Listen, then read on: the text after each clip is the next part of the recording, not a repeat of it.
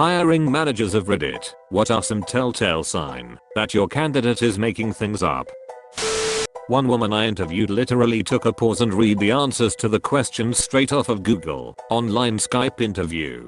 I noticed it because there were really weird pauses and googled it myself and literally followed along like subtitles. Wow. Did you call her out on it? I work at an architecture firm, and I kid you not, a candidate attached one of our projects in her portfolio. Exactly same third rendering. It wasn't even listed on the company website. How she got it is still baffling. The hiring manager just played along. How crazy would it be if she had created it and someone at the firm got a hold of it? As someone who has hired many technicians in positions, I'm amazed at how many people would fake highly technical knowledge. I remember I needed a telecom engineer with very specific knowledge of a very specific voice system. I was getting suspicious of this one candidate, so I started asking about the exact syntax of command lines, and this guy was actually throwing out made up commands. I was both fascinated and annoyed. Void ring ring ring ring banana phone.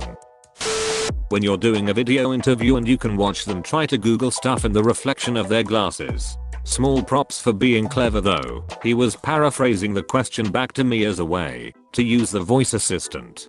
Guess I'll wear contacts next time. We had someone come in and interview for a call center position. Their resume claimed they had 3 years working in a call center in town. When she arrived, she was very lethargic and couldn't answer basic interview questions. When asked what she did at call center A, she literally just said, "Call center rep." When asked to elaborate on her duties, she repeated the same thing. No details were given. She even claimed that she has never been asked such hard and detailed questions during a job interview before. We didn't make it past 3 very basic questions. We have concluded she lied about working at call center A, or at least she certainly didn't work anywhere near 3 years there. It was probably 3 days, which was like 3 years to her. All buzzwords, no context, examples, or personal opinions. On the flip side of this, I was in an interview once where I gave relevant experiences and examples of what the interviewer wanted to hear, but never used the buzzwords. So after each question I had to be asked point blank questions to find out. She liked me a lot and told me afterwards that in further interviews make sure use these buzzwords because it's what they're looking for. If I wasn't so charismatic, she would have just let me go. Maybe more of an answer about general competence, but in my observation the smartest people are comfortable saying they don't know something or acknowledge limitations in their knowledge or experience. Naive or bluffing candidates want to project an air of knowing everything, which is implausible. Another signal is how eager they are to go into depth. I interview programmers and technical staff, so I like to ask them about the project they are most proud of. I listen carefully and ask a few questions about how they worked through some thorny tech aspects. I understand that software is a team effort, but the legitimate contributors are eager to talk about technical details of what they built. The ones who just attended meetings and rarely contributed much struggle to say anything of substance. That is quite telling in my view. Most of my projects were always pretty small scale because the companies I've worked for were extremely cheap. A lot of the time it was really just talking about said project, but when the cost actually factored in, the said projects were never green lighted. Putting fluent in English on their resume and not knowing a word of English when I conduct the interview in English. Maybe they thought fluent meant don't know any.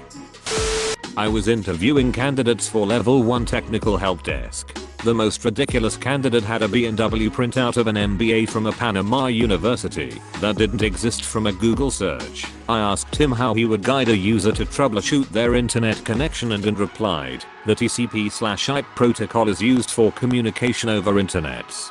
Mitochondria is the powerhouse of the cell. Having interviewed quite a few candidates, I've come to accept that many people will try to BS their way through something they have a dabbling knowledge in. That's alright. When I ask a direct question and the person is trying to work it out on the fly to come up with an answer that sounds correct, I get some great insight into their troubleshooting abilities. This only works if you know what it is you are talking about though. If you've never heard of Ansible, please don't try to tell me what a great database application it is. At the end of the day though, my favorite answer and the one most likely to get a candidate with limited experience onto the next phase is to just admit you don't know, but that you'll look it up / Google it and be able to answer the question next time. Most recent candidate we hired did just that. I passed the question I'd asked them on to the next person to have time to do the interview, and they were asked again. They must have had the right answer this time, because I'm training them now. Yeah, Ansible, right, it has something to do with yeah, it's like Docker. I used it while trying to make deployable Docker images. PS. I know, it doesn't make sense, but I have heard someone say exactly these. A common one I see a lot is work history that is grandiose and excessively overqualified, especially if it's difficult or impossible to verify. I'm in a high immigration city and deal with lots of international candidates and have met a vast amount of people with titles like Executive Director of Worldwide Distribution or Senior Vice President of Global Operations from a company in Bulgaria or Cambodia or Dubai with no phone number or English website. The position descriptors and skills on these resumes usually look copy and pasted from a template, and additionally, these people often claim master or doctorate level educations that are equally difficult to verify. I have had more than one CFO interview for an entry-level position who had never seen a profit and loss statement before. Some places do love inflated titles though. One of mine was Director of Imaging Department. I taught people how to use the scanner. It's ridiculous.